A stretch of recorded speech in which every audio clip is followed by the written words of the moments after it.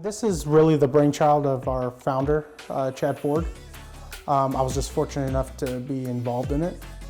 6,000 square foot facility, 3,000 of it is for offices, day-to-day, and the side that we're in right now is more of what we call the performance center.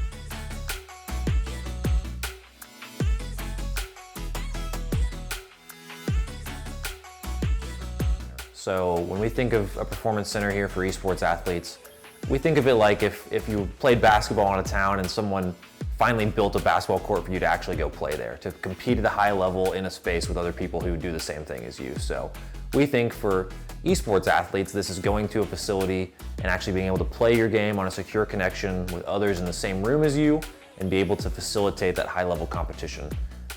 We also view it as an avenue just for esports athletes in the state who are aspiring to be professionals to have a way to pursue that dream in realities. And so we hope to level the playing field as much as we can here with our facility.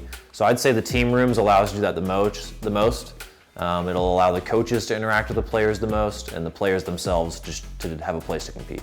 So it can accommodate, the 5v5 for Valorant, or if we were to ever do Overwatch in the future, is 6v6. The same thing with Call of Duty 4v4. I mean, these rooms have 6 top tier computers, all the peripherals are top tier. It's obviously, like I said, a stable connection.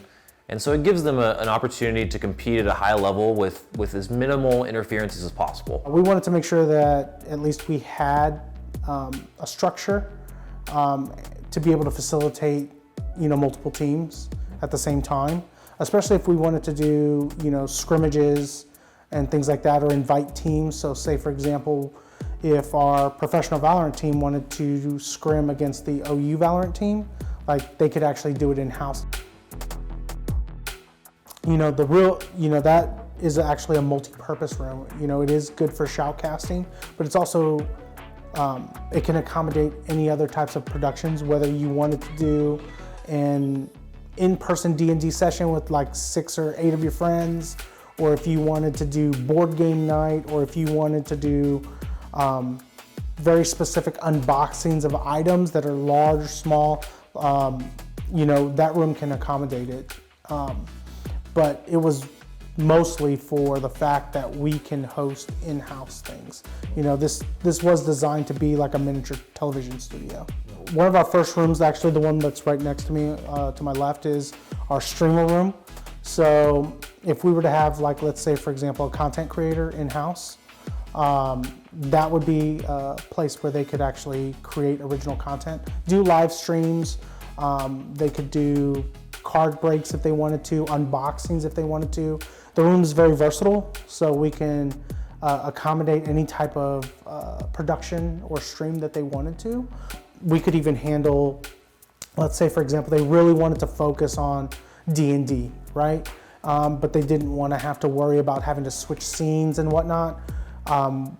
Everything is interconnected in this building so that we could actually do it from the back of the facility in our production room.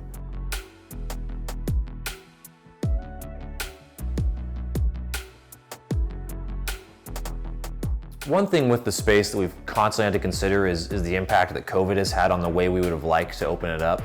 So, we never wanted this to necessarily be a place that people are flooding it all the time. Certainly, we don't want that to be the case with COVID, but we're really excited to, especially in a post-COVID world, see what we can do in allowing people to find a place where they truly belong, gamers in the state, passionate esports fans in the state. This building is going to facilitate a place where they can come. We also just want to create a culture where those people can belong and they can facilitate their passion, and they can have a place to drive their passion in a way. So we're trying to navigate how to do that in a COVID world right now, and we're taking it slow to be safe, but we're really excited for the future, and we think we can do a lot for the state of Oklahoma and esports. Stay tuned to our social media account.